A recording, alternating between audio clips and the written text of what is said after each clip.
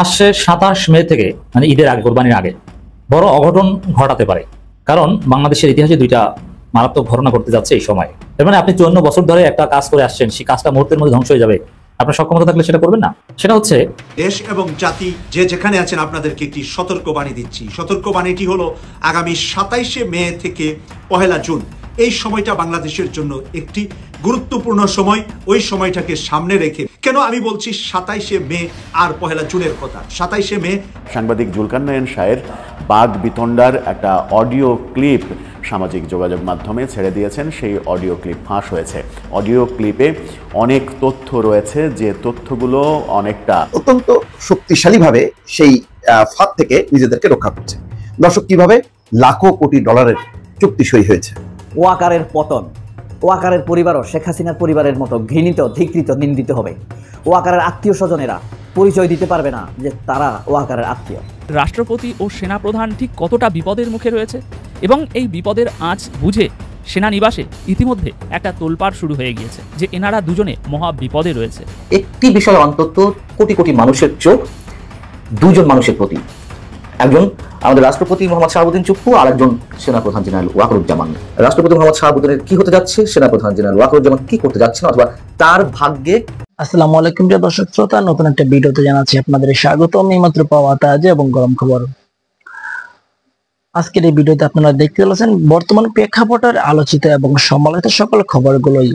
আজকের এই ভিডিওটি খুবই গুরুত্বপূর্ণ এবং চাঞ্চল্যকর হতে চলেছে। আপনারা ইতিমধ্যে ভিডিওর অংশ বেশি দেখে বুঝে গেছেন কেমন হবে আজকের এই ভিডিওটি। আশা রাখবো সম্পূর্ণ ভিডিওটি দেখে যাবেন, একটু স্কিপ করবেন না। আজকের এই ভিডিওটি সম্পূর্ণ দেখলে অনেক কিছু জানতে পারবেন এবং বুঝতে পারবেন। আমি বেশি কথা বাড়াতে চাচ্ছি না, সরাসরি আপনাদের বিস্তারিত ভিডিওতে নিয়ে যাব। তার আগে একটা রিকোয়েস্ট করবো, যারা এরকম ভিডিও দেখতে পছন্দ করেন এই চ্যানেল সাবস্ক্রাইব করে পাশে থাকা বেল আইকনটি বাজিয়ে রাখবেন। ইতিমধ্যে যারা এই চ্যানেল সাবস্ক্রাইব করে দিয়েছেন তাদের জানাচ্ছি অসংখ্য ধন্যবাদ। চলুন এই ভিডিওতে লাইক করে দিয়ে আমরা বিস্তারিত ভিডিওগুলো মোবাইলের স্ক্রিন থেকে তারা পাইবে একের পর এক দেখে আসি। এবং জাতি যে যেখানে আছেন আপনাদেরকে একটি সতর্কবাণী দিচ্ছি। সতর্কবাণীটি হলো আগামী 27শে মে থেকে 1লা জুন এই সময়টা বাংলাদেশের জন্য একটি গুরুত্বপূর্ণ সময়। ওই সময়টাকে সামনে রেখে ভারতের যে কোনো ধরনের হত্যাকাণ্ড এবং যে কোনো ধরনের বাংলাদেশে বিশৃঙ্খলা তৈরি করতে পারে। কেন আমি বলছি 27শে মে আর 1লা জুনের কথা। 27শে মে বাংলাদেশ জামাত ইসলামীর সাবেক নেতা, বর্তমান কারাগারে আছেন এটিএম আজাহারুল ইসলাম, তার মুক্তির বিষয়টা অনেকটাই আমরা নিশ্চিত হয়েছি যে সে মুক্তি পাচ্ছেন আগামী 27শে মে রায়ের মাধ্যমে। আদালত থেকে সে মুক্ত হয়ে যখন আসবেন সেটা ভারত কিছুতেই করতে দিচ্ছেন না।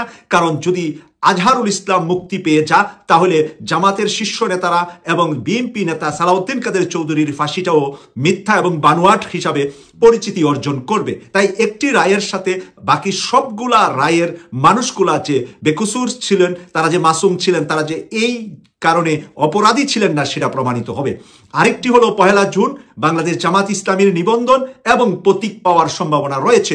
সেই রায়টিও জামাতের পক্ষে আসবে বলে আমরা এই পর্যন্ত যতগুলা জায়গা থেকে বিশ্বস্ত সূত্র থেকে পেয়েছি, সেখান থেকে যে সেই রায়টাও জামাতের পক্ষে আসলে আওয়ামী লীগের জন্য এবং ভারতের জন্য বড় মাপের তারা আঘাত হিসাবে দেখছে। যেমনটা তারা পাকিস্তানের সাথে হেরেছে, এমনটা তারা এই জামাত যদি বাংলাদেশে প্রতিষ্ঠিত হয় এবং এই রায় যদি জামাতের পক্ষে আসে, তাহলে আগামী নির্বাচনে জামাত হয়তোবা সংখ্যাগরিষ্ঠতা অর্জন করে সরকার গঠন করতে পারে। আর জামাত যদি সরকার গঠন করে, ডক্টর মোহাম্মদ ইউনূসকে প্রেসিডেন্ট রাখবে যে জামাত, এই ব্যাপারে অনেকটাই নিশ্চিত দেখা যাচ্ছে। কারণ জামাতই একমাত্র ডক্টর মোহাম্মদ ইউনূসের পাশে সর্বশক্তি এবং সর্ব দিক থেকে তাদের কর্মী, তাদের বাহিনী দিয়ে সার্বিকভাবে সহযোগিতা করে যাচ্ছেন।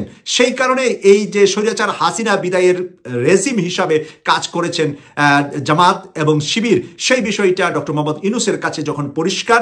ইউনূস যখন এই দেশে প্রধান উপদেষ্টা হিসাবে আসছেন, তখন আমরা জানি যে ঢাকা বিশ্ববিদ্যালয়ে তৎকালীন ছাত্র শিবিরের সভাপতি ওনাকে সর্বপ্রথম ফ্রান্সে কল দেন। সেই কারণে এই জায়গা থেকে ডক্টর মোহাম্মদ ইউনূসের একটি দুর্বলতা আছে জামাতের উপর, শিবিরের উপরে। কারণ ওনাকে বাংলাদেশের প্রধান উপদেষ্টা করার পিছনে সর্বোচ্চ যাদের ত্যাগ, সর্বোচ্চ যারা সবচেয়ে বেশি জীবন দিয়েছেন, রক্ত দিয়েছেন, সেটা হলো জামাত। এখন জামাতকে ঠেকানোর জন্য এই পরিকল্পনা এঁটেছে র এখন কয়েকদিন পর পর দেখবেন বাংলাদেশে বিভিন্ন ধরনের ছাত্র সংগঠনগুলোর ভিতরে মানে দূরত্ব তৈরির জন্য ঢাকা বিশ্ববিদ্যালয় দিয়ে তারা শুরু করেছে। এখানে ঢাকা বিশ্ববিদ্যালয়ের ছাত্র দলের একজন নেতাকে হত্যা করা হয়েছে।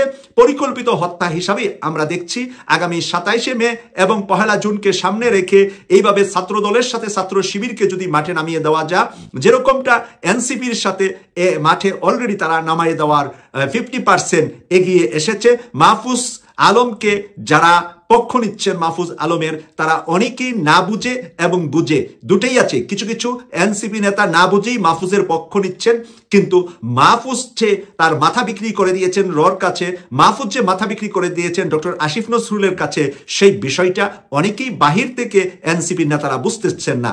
কারণ এরা অনেকটা তরুণ, কম বয়সের, এরা এতটুকু রাজনৈতিক প্রজ্ঞা বা রাজনৈতিক কূটচাল, বিশেষ করে সাউথ এশিয়া, দক্ষিণ পূর্ব এশিয়ার দেশগুলোতে রাজনীতি হয় কুরাজনীতি, সুরাজনীতি কম হয়, সুরাজনীতিবিদ কম থাকেন। একমাত্র সুরাজনীতিবিদ এসেছেন আমাদের ভাগ্যে সরকার পরিচালনায় জনাব ডক্টর মোহাম্মদ ইউনূস, যিনি রাজনীতিবিদ না কিন্তু রাজনীতিবিদদের বাবা। আমরা ইতিমধ্যে ওনার যে কার্যক্রম দেখছি, দেশের উন্নয়নের ক্ষেত্রে যে জোয়ার বয়ে আসছে, এই জোয়ার অনেকেই সহ্য করতে পারছেন না।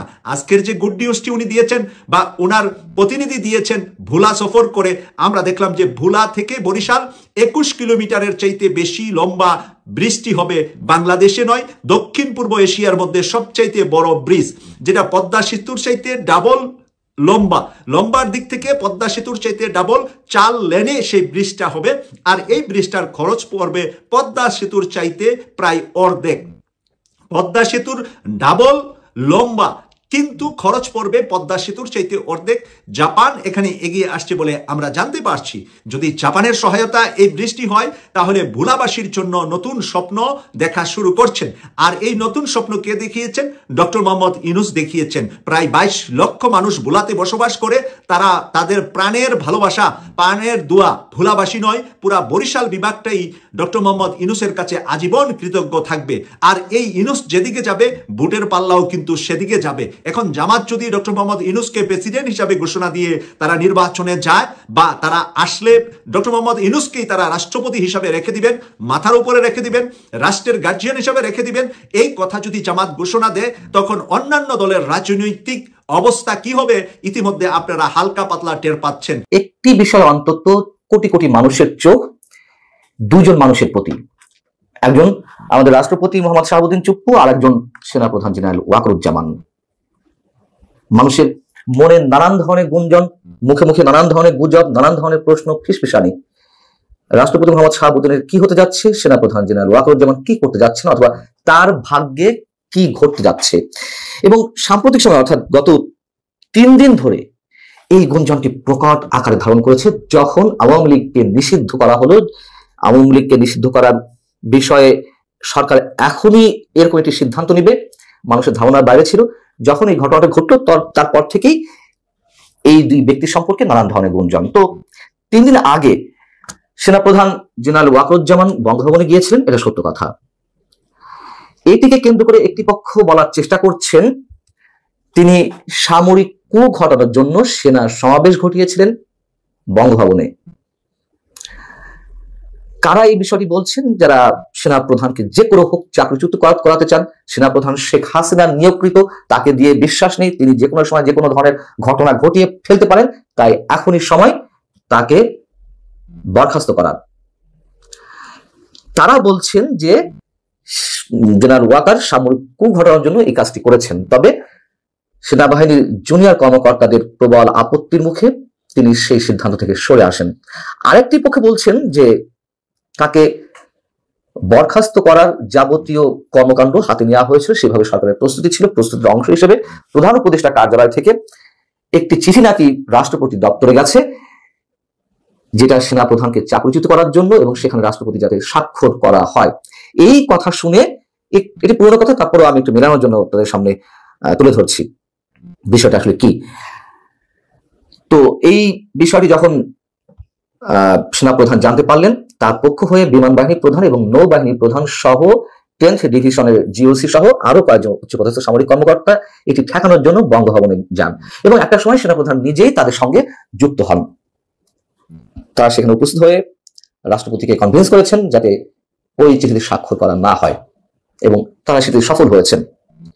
অর্থাৎ এই দুই ঘটনার যেটিই হোক, কিছু একটা ঘটেছে, এটা নিশ্চিত, এবং কিছু একটা যে ঘটবে, কিছু একটা ঘটতে চলেছে, এটা মানুষ দীর্ঘদিন ধরে আশঙ্কার মধ্যে রয়েছে। এখন বিষয় হচ্ছে কি যে রাষ্ট্রপতি মোহাম্মদ শাহাবুদ্দিন তিনি আওয়ামী লীগের লোক, আওয়ামী লীগ দ্বারা নির্বাচিত, এটা আমরা সবাই জানি। তাই সরকারের সব পক্ষের থেকে তাকে সন্দেহের দৃষ্টিতে রাখা হয়েছে। খুবই স্বাভাবিক একটি বিষয়, এবং যার কারণে সরকারের আশীর্বাদ পুষ্ট যে রাজনৈতিক দল এনসিপি বা জাতীয় নাগরিক পার্টি, তার নেতারা অথবা বৈষম্য বিরোধী ছাত্র আন্দোলনের নেতারা, আমরা তো প্রকাশ্য দেখলাম যে বঙ্গভবন ঘেরাও করা হলো তার অপসারণের জন্য। পরবর্তীতে বিএনপির প্রবল আপত্তির মুখে সেই বিষয়টি ঠেকানো গেছে, কিন্তু পুরোপুরি যে তিনি নিশ্চিন্ত অবস্থা আছেন, নিশ্চিত তা নয়। আর সেনাপ্রধান পড়েছেন উভয় সংকটে, এটিও পুরনো কথা। আওয়ামী লীগের একটি বড় অংশ 80% নেতা মনে করেন যে তিনি বিট্রে করেছেন শেখ হাসিনার সঙ্গে, এবং তিনি এই সরকারের হয়ে কাজ করছেন। অর্থাৎ আওয়ামী লীগের একটি বড় অংশের চোখে যেমন তিনি চক্ষুশূল, ঠিক একইভাবে আবার সরকারের মধ্যকার একটি প্রভাবশালী বড় অংশের সন্দেহের মধ্যে সেনাপ্রধান যে কোনো কিছু ঘটিয়ে ফেলতে পারেন যে কোনো সময়। দর্শক, গত রাতে উপদেষ্টা মাহফুজ আলমের উপরে যে বোতলকাণ্ড করা হলো, তারপরে সেটা নিয়েই পুরো দেশ অস্থির, সেটা নিয়ে নানা রকমের আলোচনা হচ্ছে, পক্ষে বিপক্ষে অনেক কথাই হচ্ছে, অনেকে ট্রল করছেন, এবং সেই ট্রল সীমাহীন পর্যায়ে চলে গেছে আজকেও জগন্নাথের শিক্ষার্থীরা সারা দিন আন্দোলনে, এখন পর্যন্ত আন্দোলনে, যখন এই ভিডিওটা করছি তারা জায়গা ছাড়বে না, গতকালকেই তারা ঘোষণা দিয়েছিলেন। অন্যদিকে উপদেষ্টা মাহফুজ আলম গতকাল স্পষ্ট রাতেই বলেছিলেন যে এই চলো যমুনা মুভমেন্ট, এই ধরনের মুভমেন্ট আর তিনি হতে দেবেন না। সেটা তার কথা নাকি সরকারের কথা সেটা অবশ্য ক্লিয়ার করেননি, কিন্তু তিনি দ্ব্যর্থহীন কণ্ঠে বলেছেন চলো যমুনায় চলো, যমুনার সামনে যে বসে পড়া, যমুনা অ্যাটাক করা, এই ধরনের কর্মসূচি তিনি আর হতে দেবেন না। আর সেটা যদি হয় তাহলে এক ধরনের ভালোই, কিন্তু মাহফুজের উপরে যে বোতল হামলা করা হলো সেটা নিয়ে যেমন সমালোচনা হচ্ছে, তেমনি এর প্রেক্ষাপট কিভাবে তৈরি হলো সেটা নিয়েও অনেকে আলোচনা করছেন। এদিকে সাংবাদিক জুলকারনায়ন শাহের মাহফুজ আবদুল্লাহ এবং জগন্নাথ বিশ্ববিদ্যালয়ের শিক্ষকদের মাঝে হয়ে যাওয়া বাগ বিতণ্ডার একটা অডিও ক্লিপ সামাজিক যোগাযোগ মাধ্যমে ছেড়ে দিয়েছেন। সেই অডিও ক্লিপ ফাঁস হয়েছে। অডিও ক্লিপে অনেক তথ্য রয়েছে, যে তথ্যগুলো অনেকটা মানবিক দিক বিবেচনা করলেও সেটা মাহফুজ আবদুল্লাহর বিপক্ষে চলে যায়। কি হচ্ছে এখন পর্যন্ত সেই বোতল নিয়ে মিছিল, বোতল নিয়ে মিম, বোতল নিয়ে নাটক, এত কিছু কেন হচ্ছে? কেন মাহফুজ আবদুল্লাহ কিংবা মাহফুজ আলমকেই আক্রমণ করা হচ্ছে বারবার? পেছনের কারণ কি, সেই আলোচনাই করবো এই ভিডিওতে। উপদেষ্টা মাহফুজ আলমের কথা, গত রাতে তার মাথায় বোতল মারা হয়েছে, সেই খবর তো আমরা সবাই জানি। এরপরে ব্যাপারটা ভাইরাল হয়েছে, সেটা নিয়েই আলোচনা। সেই কাণ্ডের পরে মাহফুজ আলম একাধিক জায়গায় কথা বলেছেন, এবং সেই কথাবার্তার এক পর্যায়ে তিনি জগন্নাথ বিশ্ববিদ্যালয়ের শিক্ষকদের সঙ্গেও আলাপচারিতা করেছেন। সেই আলাপচারিতায় মাহফুজ আলম অনেকটা শাউট করেছেন। তিনি শিক্ষকদের, এই শিক্ষকরাও এর সঙ্গে জড়িত, যে ছাত্ররা এর সঙ্গে জড়িত তাদেরকে তিনি চেনেন এটা বলেছেন, শিক্ষকদের দায়িত্ব দিয়েছেন এদেরকে খুঁজে বের করে শাস্তি দেওয়ার, তাদেরকে বহিষ্কার করার, তাদেরকে আলাদা করে দেওয়ার, নতুবা এই ব্যাপারটা তিনিই দেখবেন। এবং এটাও বলেছেন যে সরকার এবং প্রশাসনকে যেন শিক্ষকরা সহযোগিতা করে, সরকার এবং প্রশাসন ব্যবস্থা নিলে শিক্ষক যেন এর বিপক্ষে চলে না যায়, এরকম কথা বলেছেন। শিক্ষকরা তাকে অনুরোধ করার পরেও তিনি বলেছেন আমি আপনাদের কোনো কথা শুনবো না স্যার।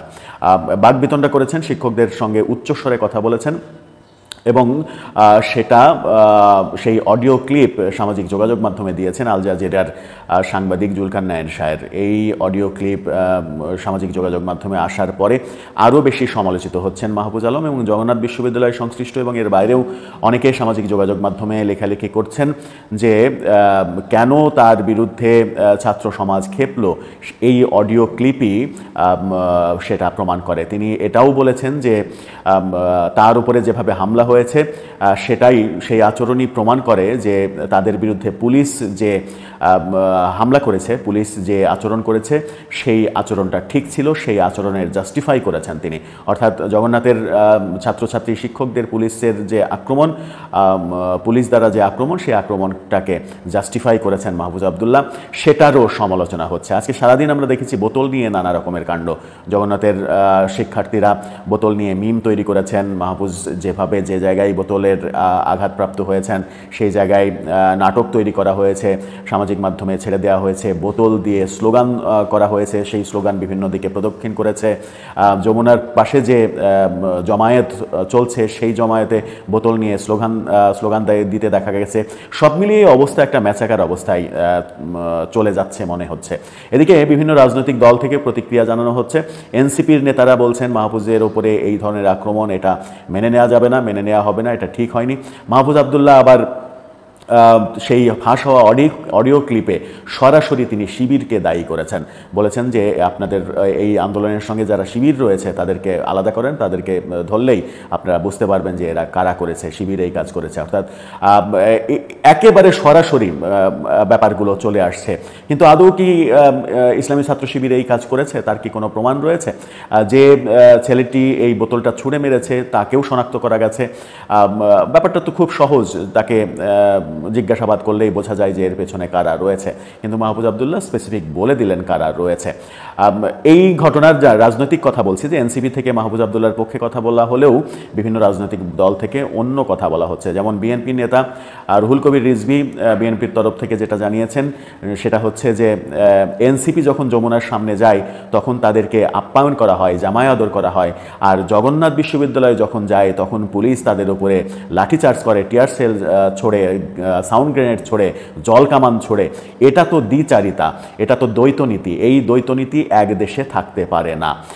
যে কথা আমরা গতকালকেও আলোচনা করেছি যে জামায় আদর করা হয়েছিল এনসিপিকে, সেই জামায় আদরের পরে জগন্নাথ বিশ্ববিদ্যালয়ের ছাত্রছাত্রীদের উপরে যে ঘটনা ঘটানো হলো, একেবারেই উল্টো চিত্র আমরা দেখলাম। এই উল্টো চিত্রের কারণেই মূলত জগন্নাথের শিক্ষার্থীরা বেশি খেপেছে এবং তারা এখন পর্যন্ত বলছে যে হাসনাত রায় কি মূল বাংলাদেশ, হাসনাত রায় কি ভালো ছাত্র, আমরা কি কেউ কিছু না, আমরা কি জুলাই যোদ্ধা না। একসঙ্গে যারা জুলাই আন্দোলন করেছে তাদের মধ্যে এই যে বিভেদ তৈরি হচ্ছে এবং এই বিভেদের জন্য মাহফুজ আলমকে দায়ী করা হচ্ছে, ব্যাপারটা খুব বাজে দিকেই যাচ্ছে।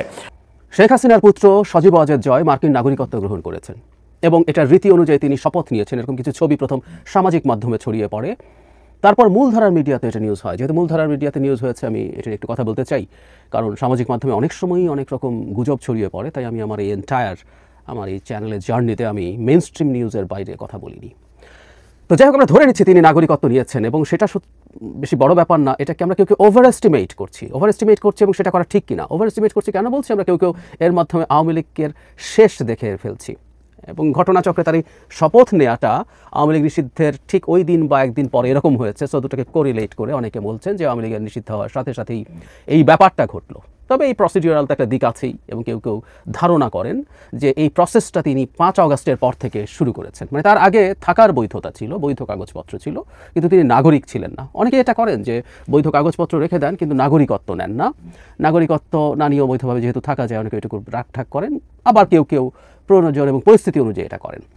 সজীব ওয়াজেদ জয় মার্কিন নাগরিকত্ব নেওয়াকে আওয়ামী লীগের শেষ হিসাবে কেন দেখা হচ্ছে?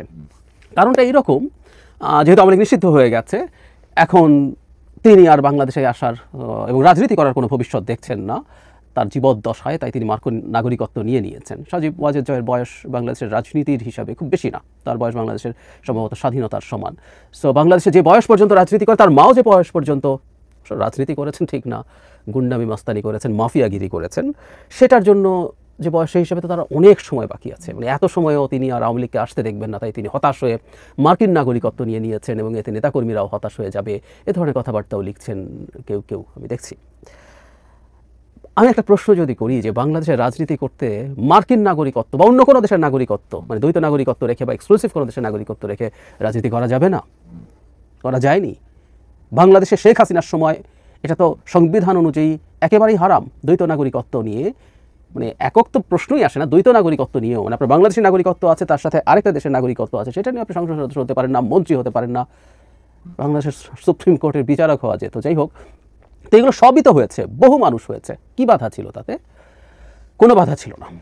কেউ কেউ বলতে পারেন যে অনেক একটা তো আমরা জানতাম না, ওয়াইড স্প্রেড ছিল না, সেই কারণে এটা নিয়ে তেমন কথাবার্তা হয় নাই, কিন্তু ওনাটা তো জেনে গেল, ফলে তার পক্ষে আর ফিরে আসা যাবে কিনা? উত্তর হচ্ছে যাবে। আওয়ামী লীগ যদি ফিরে আসার পরিস্থিতি হয়, সজীব ওয়াজেদ জয় এই মার্কিন নাগরিকত্ব নিয়ে ফিরে আসবেন এবং এই দেশের লোকজন, তাদের লোকজন তাকে মাথায় তুলে নাচবে, কোনো রকম কোনো সন্দেহ নেই। এবং যদি অতি প্রয়োজন হয় তিনি সেটা সারেন্ডারও করে আসতে পারেন, সেগুলো অন্য আলোচনা। সুতরাং এটা দিয়ে এটাকে ওইভাবে দেখার কিছু নেই আমি মনে করি। যারা সজীব ওয়াজেদ জয় কেন এটা নিয়েছেন সেটার এক ধরনের ব্যাখ্যা পাওয়া যেতে পারে। আমরা খেয়াল করেছি ডোনাল্ড ট্রাম্প শুধুমাত্র বৈধ কাগজপত্র থাকলেই চলছে না, তিনি তার যে নতুন ইমিগ্রেশন পলিসি তৈরি করছেন তাতে তিনি বৈধ কাগজ আছে এরকম মানুষজনকেও তাদের দেশে ডিপোর্ট করছেন। এটা তার জেনারেলাইজড একটা চিন্তা। তিনি চান যত কম ইমিগ্রেন্ট তার দেশে থাকে তত ভালো। এটাই তার তো নির্বাচনের ক্ষেত্রে গুরুত্বপূর্ণ ক্যাম্পেইন ছিল, প্রতিশ্রুতি ছিল, এবং এটাই তার রাজনীতি। তিনি যে শ্বেতাঙ্গ শ্রেণীটাকে টার্গেট করেছেন, তাদের কাছে এগুলোর ভ্যালু আছে। সো আমরা বহু রকম দেখেছি যে বৈধ লোকজনকেও, অবৈধ তো বটেই, বৈধ লোকজনকেও ধরে ধরে তিনি তাদের নিজস্ব দেশে পাঠিয়ে দিচ্ছেন।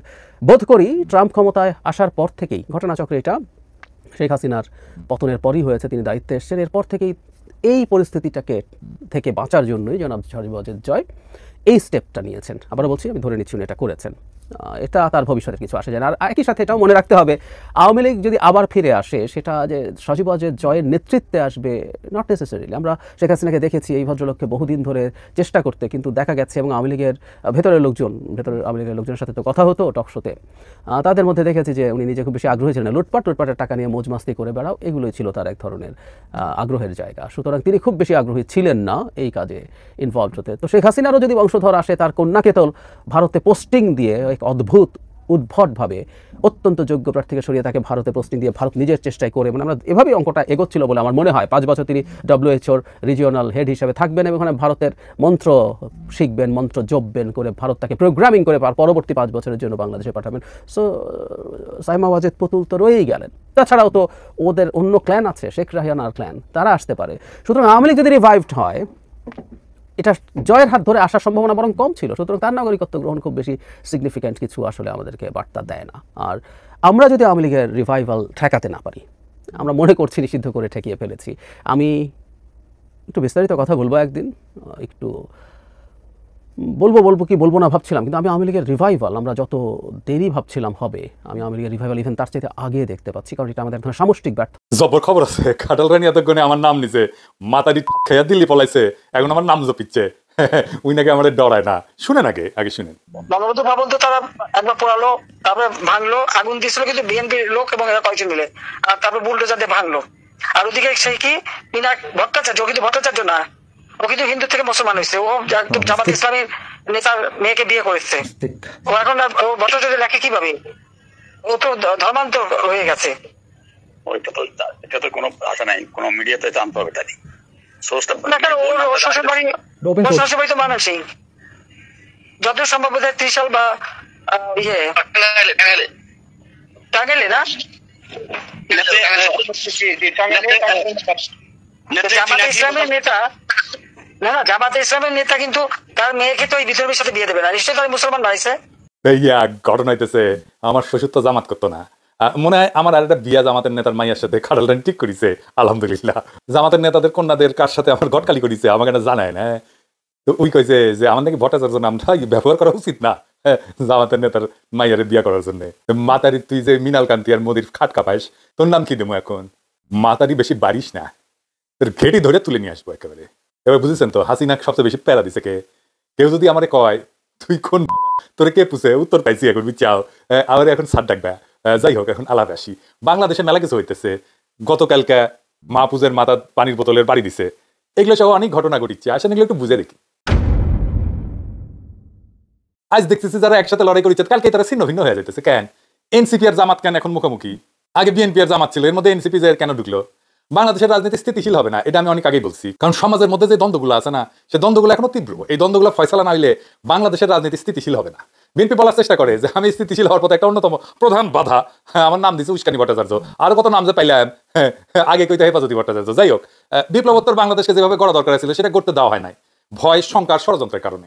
বিপ্লবোত্তর বাংলাদেশকে যারা করতে পারতো তাদের বিপ্লবের উষারগ্নে দূরে ঠেলে দেওয়া হয়েছে, বিপ্লবকে বিপ্লব বলে স্বীকারই করা হয় নাই।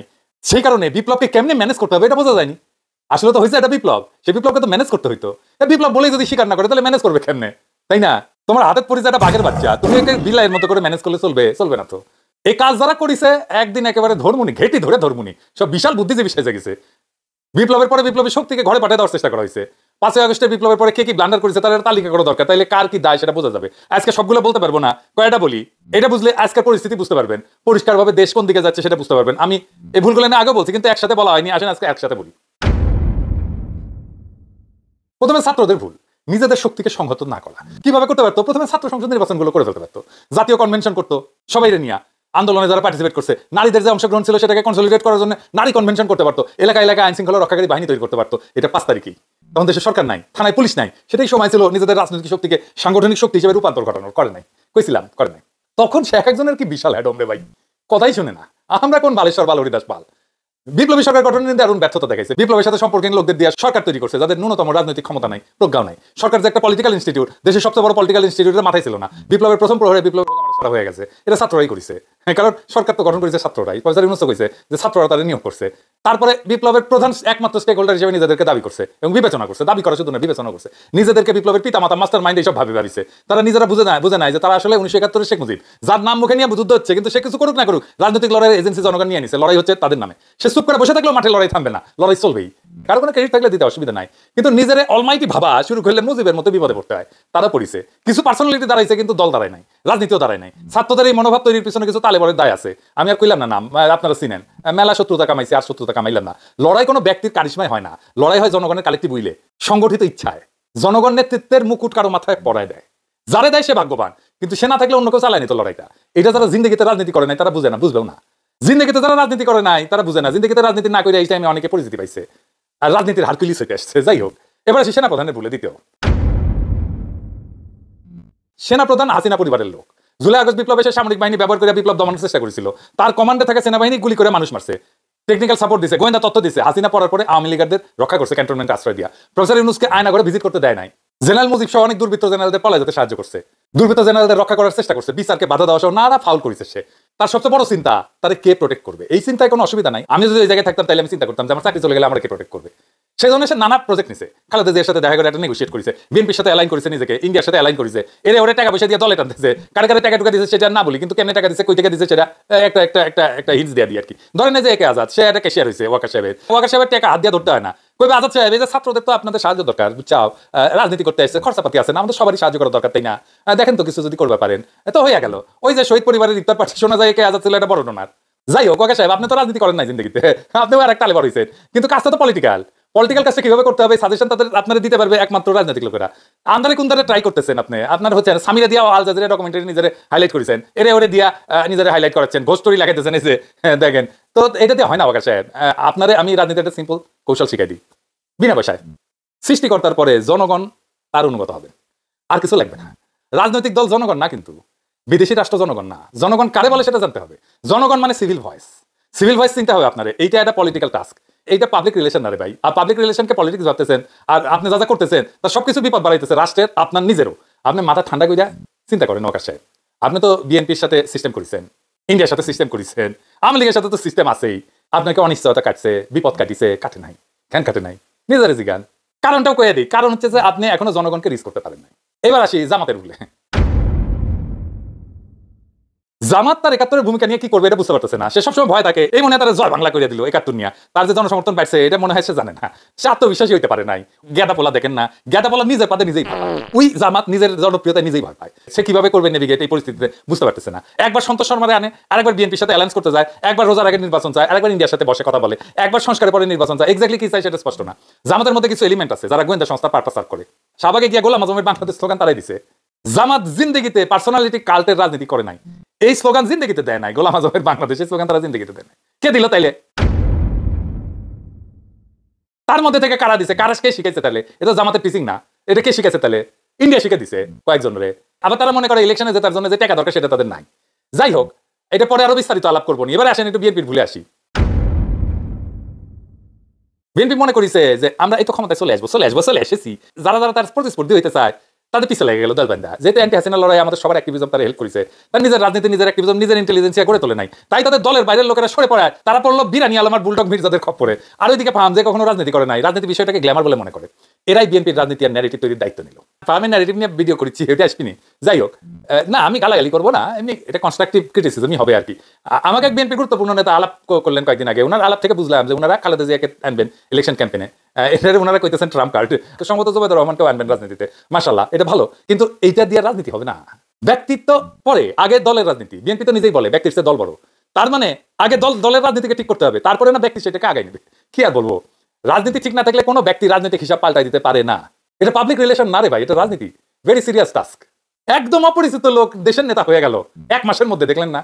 একের পর এক ভুল করতে করতে বিএনপি হয়ে গেল কর্নার। আজকে বিএনপি বাংলাদেশের রাজনীতিকে নিয়ন্ত্রণ করতে পারতেছে না। বিএনপির সামনে আরো ঝামেলা করবে, তার দিক থেকে অলিগার্করা সরে আসবে, প্রথমে সরে যাবে মিডিয়াগুলো। এই ঘটনাগুলো কিছুদিন পর থেকেই দেখতে পাবেন।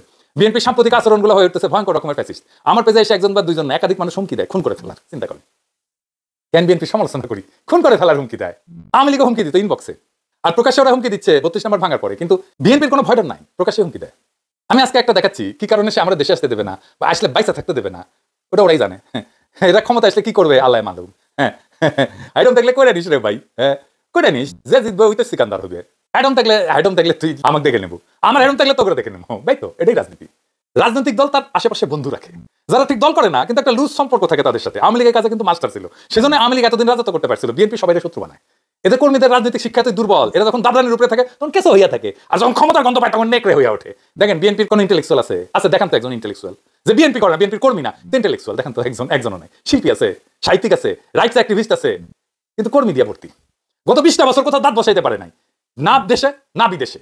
আমাদের তো অ্যাক্টিভিস্ট হওয়ারই কথা না, বিএনপির অ্যাক্টিভিস্ট হওয়ার কথা হয়েছে। বিএনপির মধ্যে থেকে অ্যাক্টিভিস্ট বাড়াইছে পারেনি। যাই হোক, এগুলো নিয়ে আলাপ করবো পরে, নির্বাচন আসুক, ক্যাম্পেইন করে দেবো, দেখাই দেবো জনগণকে কাদের ভোট দিতেছেন। দেখেন কিছুই হবে না হয়তো, কিন্তু আমি না খায় কন্টেন্ট বানাবো। শুধু আমরা যে গালিগুলো দিচ্ছে বিএনপির কর্মী আছে, এগুলো কম্পাইল করলে না 10টা এপিসোড হয়ে যাবে। সোশ্যাল মিডিয়া কি জিনিস বুঝবে বিএনপি, হারে হারে। বিএনপির ভয়টা কি আসলে? বিএনপি দেখি যেতে তার ক্ষমতা থাকা অবস্থা ইন্ডিয়া প্রথম আলো আর্মিরা দিয়ে 111 করে হুতাই দিল। এই সিচুয়েশন সে এখন কেমনে ট্যাকল করবে, আর একটু পরিষ্কারভাবে বুঝাই। আমি আগেও বলছি যে বিএনপি ভারতের দাবিদারি করে, অথবা অন্তত ভারতের সঙ্গে লিয়াজা করে চলতে চায়, এমন একটা ধারণা আমি আপনাদেরকে বলছি। দেশের বহু মানুষ এমনটাই মনে করে, কিন্তু প্রশ্ন হইতেছে এমন হইলো কেন? আমরা এটা বিএনপির তরফ থেকে বুঝে দেখি যে বিএনপি সিচুয়েশনটাকে কেমনে দেখছে, কেন এটা বিএনপি করলো, অনেকে প্রশ্ন করে। আসেন এটা একটু বুঝে দেখি। 5ই আগস্টের আগে মিলিটারি সরকার চাই এরকম মিছিল হয়েছে না, স্লোগান দিচ্ছে না, দেয়ালে দেয়ালে দাবি লেখা দেখছি না আমরা। অন্যদিকে আমরা বিপ্লব করছি, তাতে আমরা সেনাবাহিনীকে হারাইতে পারিনি, কিন্তু বরং আপোষ করে হাসিনাকে বিদায় করতে হয়েছে। আর এখন এই একই সেনাবাহিনী বিএনপিকে পছন্দ করতেছে, অন্তত চুপচাপ তাদের সুবিধা করে দিচ্ছে, এরকম ইঙ্গিত তো স্পষ্ট। খালেদা জিয়া সাথে ওয়াকার দেখা করছে, তারপর থেকে এটা হয়েছে। আবার ওয়াকার যখন বিপদে পড়ে তারেক রহমান নিজে আগে আসে, কারণ 5 থেকে 8 আগস্টের মধ্যে সেনাবাহিনী, হাসিনার আমলাতন্ত্র, সিভিল এলিট, মতিউর মাহফুজ, প্রথম আলো, ডেইলি স্টার, এগুলোর সাথে একটা সমঝোতা হয়ে গেছে। এটাই আমার ধারণা। প্রফেসর ইউনূস এই আপোষ চুক্তির উল্টা দিকে দাঁড়ায় লড়াই করতেছেন। এবার হিসাব মিলান, খুবই সরল হিসাব। আমাদের মিলিটারি ইন্ডিয়ারে ভয় পায়, এটা মানেন বা না মানেন, এটাই হইতেছে বাস্তবতা। ভয় পাই কারণে যে ভারত হামলা করলে যুদ্ধ করতে হবে, এই সম্ভাবনা ওদের সুখ স্বপ্নে বিঘ্ন ঘটায়। এই ভয় থেকে তাবেদারির গোড়াপত্তন। বিএনপি জানে এই সমঝোতার বিরুদ্ধে জনতাকে সঙ্গে নিয়ে কত দূর যাওয়া সম্ভব, সেটা তারা 15 বছর আগে বুঝে গেছে। খালেদা জিয়া জেলে যাওয়ার সময় জনগণ নামে নাই, কর্মীরা নামছে, জীবন দিচ্ছে, কিন্তু তাদের ডাকে নামে নাই জনগণ। এই লিমিটেশনটা বিএনপি বুঝে এই শাসন ব্যবস্থা, এই মিলিটারি কর্পোরেট পার্টনারশিপ, এই আমলা এলিট পার্টনারশিপ কতটা শক্তিশালী হারে হারে জানে বিএনপি। তো যে আর্মিকে আমরা পরাস্ত করতে পারিনি, যে আর্মিকে আমাদেরকে আপোষ করে কাজে লাগাইতেছে, সেই আর্মি যে ভারতের মুখ চেয়ে চলে, সেই আর্মির বিপরীতে দাঁড়াইতে আমরা বিএনপিকে চাপ দিতেছি। বিএনপি এটা কেমনে সহ্য করবে? বিএনপি মনে করতেছে জনগণের শক্তি যদি দৃশ্যমান না হয়, যদি বিকল্প নেতৃত্ব দৃঢ় না হয়, যদি দেশের সামরিক এবং বেসামরিক এলিট ভারতপন্থী থেকে যায়, তাহলে বিএনপির কিসের উপর ভর করিয়া পজিশন নেবে? মির্জা ফখরুল কিন্তু বলছে যে বিএনপি একটা বিপ্লবী দল না, এটাই হচ্ছে মূল সমস্যা। আমি সোজা কথায় বলি, আমি যে দল দায়িত্ব পালন করি, এই দলকে পুরোপুরি একটা লিবারেল ডেমোক্রেটিক পার্টি, উদারপন্থী গণতান্ত্রিক দল। বিএনপি কোনো বিপ্লবী রাজনৈতিক দল নয়। বাংলাদেশে একটা দরকার ছিল একটা বিপ্লবী ব্যবস্থা, বিপ্লবী দল। বিএনপি হইতে পারতো, কিন্তু সে হইতে চায় না। এই জায়গাটা হয়েছে সমস্যা। দেশের এই রাজনৈতিক বাস্তবতা বদলাইতে হবে, জনগণকে জাগাইতে হবে, ইতিহাসকে এমন জায়গায় নিয়ে যেতে হবে যেখানে আপোষ না, আত্মমর্যাদাই হবে রাজনীতির কেন্দ্র। সেই পথে গড়ে উঠবে এমন রাজনৈতিক শক্তি যারা তাবেদারি না করে ক্ষমতায় যেতে পারবে। বাংলাদেশ সেই শক্তির অপেক্ষায় আছে। বাংলাদেশের জনগণ বোঝে বাংলাদেশে হাসিনার ফ্যাসিবাদ, বাংলাদেশের দুর্দশার কারণ হচ্ছে ভারত। ভারতের সকল ইন্টারেস্টকে বাংলাদেশে পরাজিত করেই বাংলাদেশের রাজনীতিকে আগাইতে হবে। বিএনপি ভারতের সাথে যে আন্ডারস্ট্যান্ডিং করছে, এই আন্ডারস্ট্যান্ডিং এর জন্যই আওয়ামী লীগের নিষিদ্ধের প্রশ্নে সে মাঠে নামতে পারে নাই। সারদিন সাহেব কইছে আমাদের কেন শাহবাগে যাই আওয়ামী লীগ নিষিদ্ধের কথা কইতে হবে? আমরা তো প্রফেসর ইউনূসকে বলেই আসছি, তো আপনারা ডিসেম্বরের মধ্যে যে নির্বাচন চাই, এটা তো প্রফেসর ইউনূসকে বলে আসছেন, তো সেটা নিয়ে মাঠ গরম করেন কেন সালাউদ্দিন সাহেব? আন্দোলনের হুমকি দেন কেন? বিএনপির রাজনীতি যে আওয়ামী লীগ পছন্দ করতেছে, এটা তো হাসান মাহমুদের কথায় স্পষ্ট। শুনেন, আওয়ামী লীগ নিষিদ্ধ করার কথা বলে সেটির বিপক্ষে যে বিএনপির যে অবস্থান, সেটির জন্য তাদেরকে ধন্যবাদ জানাই। আজকে যখন মুক্তিযুদ্ধকে অস্বীকার করার প্রচেষ্টা হচ্ছে, সেটির বিরুদ্ধে বিএনপি অবস্থান নিয়েছে, সেজন্য তাদের ধন্যবাদ জানাই। এখন কথা হইতেছে এই যে জুলাই আগস্ট বিপ্লবে আমরা তো ভারতকে পরাজিত করলাম, এখন কি ভারত থেমে আছে, পরাজিত হয়ে চলে গেছে? না, যায় নাই, থেমেও নাই। ইন্ডিয়া সারাক্ষণ শয়তানি করতেছে। এই যে শাহবাগে গোলাম আজমের বাংলাদেশ স্লোগান দেওয়া, এটা ইন্ডিয়ান এজেন্সির কাজ। এটা র করাইছে যেন পাল্টা বাম, এনসিপি, বিএনপি, ছাত্রলীগ একসাথে আনা যায়। বিএনপি তার কর্মীদের হতাশা কাটানোর জন্য এই প্রোগ্রামে ঝাঁপায় পড়ছো। এনসিপি আর বিএনপির যে দূরত্ব তৈরি হয়েছিল সেটা চলে গেছে, দেখেছেন? বিএনপি একলা হয়ে যেতেছিল, এখন জামাত একলা হয়ে গেছে বলে মনে হইতেছে। এনসিপি শাহবাগে লোক জোগাড় করতে পারে নাই। মাদ্রাসা থেকে হেফাজত আর জামায়াত না আসলে পুরো সমাবেশ ফ্লপ করতো। তো এই এনসিপি সাকসেসফুল প্রোগ্রাম করে আওয়ামী লীগ নিষিদ্ধের রাজনীতি করলো, জামাত হেফাজত আর ইসলামপন্থীদের কান্দে চাইপে আর মোমবাতি হাতে জাতীয় সঙ্গীত গাইতেছে বিএনপি, বাম, ছাত্রলীগের সাথে। এটা কার সিগনেচার প্রোগ্রাম? এই মোমবাতি জ্বালানো কার সিগনেচার প্রোগ্রাম? মোমবাতি জ্বালায় গান গাওয়া এটা ইন্ডিয়ান সিগনেচার প্রোগ্রাম, বাম, আওয়ামী লীগ, ইন্ডিয়ার সিগনেচার প্রোগ্রাম। এরশাদ আমল শেষ হওয়ার পরে একটা গোয়েন্দা পরিকল্পনা ফাঁস হয়েছিল। সেখানে কি কিভাবে আন্দোলনের বিভক্তি আনা হবে সেই সমস্ত পরিকল্পনার কথা বলা হয়েছিল। যেমন বাঙালি জাতীয়তাবাদ, বাংলাদেশি জাতীয়তাবাদ, বাকশাল, বহুদলীয় গণতন্ত্র, জিয়া, মুজিব, 7ই মার্চ স্বাধীনতার ঘোষণা, এই সমস্ত ইস্যু আনা হবে। কাজ করা নাই পরিকল্পনা। এই জাতীয় সঙ্গীত আর গোলাম আজমের বাংলাদেশে বিতর্ক একই জিনিস, দেখতেছেন না? কিন্তু দেখেন এটা প্রতিক্রিয়া কি হইলো। প্রতিক্রিয়া মাহফুজ এমন শুরু করলো, সে আওয়ামী লীগের ভাষায় কথা বলা শুরু করলো, আওয়ামী লীগের ন্যারেটিভ নিয়ে কথা বলা শুরু করলো। এনসিপিও তাই করতেছে। জামাতের রাজনীতি ক্রিটিক আছে, সমালোচনা আছে, আপনি সেটা করতেই পারেন, সে অধিকার সবার আছে। কিন্তু লীগ যে ভাষায় করে, যে বয়ানে করে, সেই ভাষায়, সেই বয়ানে যখন জামাতের সমালোচনা করবেন তখন আপনি ইন্ডিয়ার পারপাস সার্ভ করতেছেন। বিএনপি সে একই ভুল করছে, এনসিপি একই কাজ করতেছে। তো ভাইডি তুমি তো রয়ের খপ্পরে পড়িছো। এনসিপির সম্ভাবনা তারা শেষ করে দিচ্ছে। আমার মনে হয় না আর এনসিপি দাঁড়াতে পারবে। তারা এখন বিএনপির সাথে একটা অ্যালাইনমেন্টে যাবে, তবে এনসিপি ভাঙবে। আমার অনুমান হাসনাত থাকবে না এনসিপিতে, হাসনাত থাকতে পারবে না। হাসনাত বাইরে হয়ে গেলে এনসিপির 80% হাসনাতের সাথে যাবে। বাংলাদেশের মেইনস্ট্রিম রাজনীতি হবে ভারতীয় আধিপত্যবাদের বিরোধী ইসলামী ধারার রাজনীতি। এই জায়গাটা কার্যকরভাবে মার্চ ফর গাজা আর শাহবাগ 2.0 পূরণ করতে পারতো। এইটা ইন্ডিয়া বুঝে গিয়ে, মানে এই জায়গায় যে ঐক্যটা হয়েছে না, সেইটাই পূরণ করতে পারতো এই গ্যাপটা। এইটা ইন্ডিয়া বুঝে গিয়ে গোমারা সারা করে দিল এই ঐক্যের। অসুবিধা নাই, এই ঐক্য আবারও দাঁড়াবে। এমন ভাঙা করা চলতেই থাকবে কিছুদিন। কিন্তু বাংলাদেশ ইন্ডিয়ার সাথে অ্যালাইন করে চলা কোনো রাজনীতি টিকবে না। সেটা বিএনপি রাজনীতি হলেও সেটা টিকবে না, জামাতের রাজনীতি হলেও টিকবে না। বিএনপি যে রাস্তায় যাচ্ছে তাতে বিএনপি অপ্রাসঙ্গিক হয়ে যাবে বাংলাদেশের রাজনীতিতে। আগামী 20 বছরের মধ্যেই সম্ভবত আমরা আর একটা মুসলিম লীগ দেখতে যাচ্ছি। কি আর করা, আগামী রাজনীতিতে বিএনপিকে সহযোদ্ধা হিসেবে পাইলে ভালো হতো, কিন্তু বিএনপি সেই দম নাই। আফসোস, বাংলাদেশ আগাবে, তার শক্তি নিয়েই আগাবে। আগামীর রাজনীতির গতিপথ নির্ধারিত হয়ে আছে। যেটা দেখতে পারে, এটা যে ধারণ করতে পারে, তারাই আগামীর নেতা। সেই নেতাদের অপেক্ষায় আমরা আছি। বাংলাদেশ এখন এক অস্থির কিন্তু সম্ভাবনাময় সন্ধিক্ষণে দাঁড়ায় আছে। এখানে বিভ্রান্তির সাথে জন্ম নিছে নতুন ঐক্যের বীজ। যারা আজ বিভ্রান্ত তারা কাল নির্ভীক হইতে পারে, যারা আজ প্রতারিত তারা কাল প্রবল প্রতিরোধ করতে পারে। এই বিশ্বাস আমাদের ধারণ করতে হবে। আমরা দেখছি বিপ্লবের পরে বিপ্লবীদের অবমূল্যায়ন হয়, সুবিধাবাদীরা ক্ষমতা কুক্ষিগত করে, আর পুরনো খেলোয়াড়রা নতুন চেহারা পরে ফিরে আসে। কিন্তু ইতিহাসের রথচক্র তাদের থামায় না। জনগণ ঠিকই নতুন রাজপথ খুঁজে নেয়, নতুন নেতার মুখ চিনে নেয়। আজ বাংলাদেশ সেই সন্ধিক্ষণ যেখানে জনগণ ফ্যাসিবাদ নয় আত্মমর্যাদা চায়, তাবেদারি নয় স্বাধিকার চায়, আর ছলনার রাজনীতি নয় নির্বাচন গণতান্ত্রিক বিকল্প চায়। আমরা যারা আজ এই বাস্তবতা চিহ্নিত করছি, আমাদের কাজ শুধু সমালোচনায় থেমে থাকে না। আমাদের কাজ হচ্ছে সেই ভবিষ্যতের ভিত্তি গড়ে তোলা, যেখানে আপোষ নয় আদর্শ থাকবে, যেখানে নেতা নয় নেতৃত্ব থাকবে, আর যেখানে ভারত নয় বাংলাদেশী হবে বাংলাদেশের রাজনীতির কেন্দ্রবিন্দু। এইটা সময়ের দাবি। যারা সাহস করে সত্য বলবে, পথ দেখাবে, জনগণের পাশে থাকবে, তাদের দিয়েই গড়া হবে। প্রিয় দেশবাসী, শুরু থেকে শেষ পর্যন্ত যারা এই ভিডিওটি দেখেছেন সকলকে জানাই অসংখ্য অসংখ্য ধন্যবাদ। যারা এরকম নিউজ ভিডিও পেতে পছন্দ করেন তারা অবশ্যই এই চ্যানেলটি সাবস্ক্রাইব করে পাশে থাকা বেল আইকনটি বাজিয়ে দিবেন। যারা এখন এই ভিডিওটি শেয়ার করেননি, এই ভিডিওটি দ্রুত শেয়ার করে সকলকে দেখার সুযোগ করে দিন। আজকের মতন এই পর্যন্ত, দেখা হচ্ছে পরবর্তী কোনো ভিডিও নিয়ে ইনশাল্লাহ।